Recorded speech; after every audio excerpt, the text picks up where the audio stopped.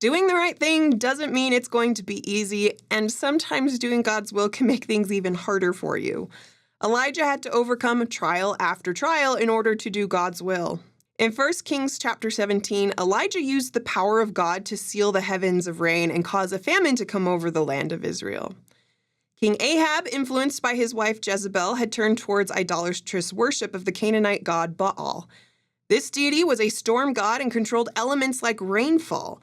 So when Elijah sealed the heavens, he directly challenged the impotence of the storm god Baal and sought to bring Israel towards repentance. But just because Elijah was doing God's will didn't mean that Elijah was free from the effects of the famine. Like the rest of Israel, he clearly struggled to feed himself during these scarce times. But because he trusted in God's plan, God prepared a way for him to be fed in the wilderness. God told Elijah to hide by the brook Cherith, where he would find water, and ravens would come to miraculously feed him bread and flesh. Get thee hence, and turn thee eastward, and hide thyself by the brook Cherith that is before Jordan. And it shall be that thou shalt drink of the brook, and I have commanded the ravens to feed thee there. In this story, Elijah's struggles harken back to the prophet Moses. Like Elijah, Moses fled eastward into the wilderness when his life was in danger from a king. And like Elijah, Moses and the Israelites were miraculously fed in the wilderness by God. In Elijah's case, he was fed bread and meat from ravens in the wilderness. In Exodus 16, the Lord gave the Israelites manna from heaven and quails to eat for meat. But Elijah's struggles didn't stop there. Eventually, after a period of famine, even Elijah's brook dried up and there was no water left. He could have unsealed the heavens, but instead he continued to trust in the Lord's plan and timing. The Lord responded by directing Elijah to the home of a widow and her son. This destitute family had also not been spared the effects of the famine, as they were out of food and preparing for their imminent death. Elijah miraculously promised that if they spared enough of their food supply to feed him that one time, God would bless them with enough food to endure the entire famine.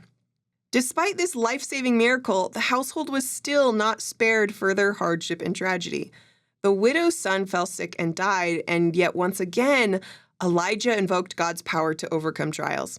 He miraculously raised the boy from the dead, and the mother was blessed with increased faith in the Lord.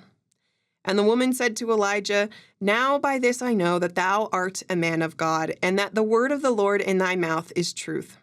The story of the widow of Zarephath also has some connections to the story of Moses. After Moses fled from the presence of Pharaoh, he took refuge in the household of a family in the wilderness. And after Elijah fled from Ahab and ran out of food in the brook Cherith, he sought refuge in the home of the widow of Zarephath in the wilderness. Just as Moses was fed cakes of manna, Elijah was fed cakes baked with oil by the widow. The example of Elijah teaches that we may not be free from the effects of God's will, but if we put our faith in him, there is no obstacle that we can't overcome. Elijah never gave up and overcame several trials in pursuit of God's will. And even though the famine was hard, it ultimately led to defeating the priests of Baal and leading Israel towards worshiping the true and living God.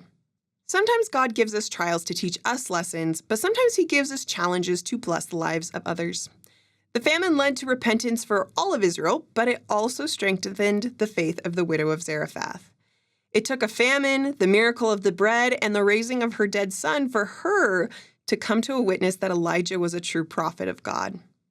When we go through trials, it can be difficult to keep an eternal perspective and see the silver lining. But Elijah's story can be a good reminder that sometimes life's challenges can bless the lives of others and strengthen our own faith.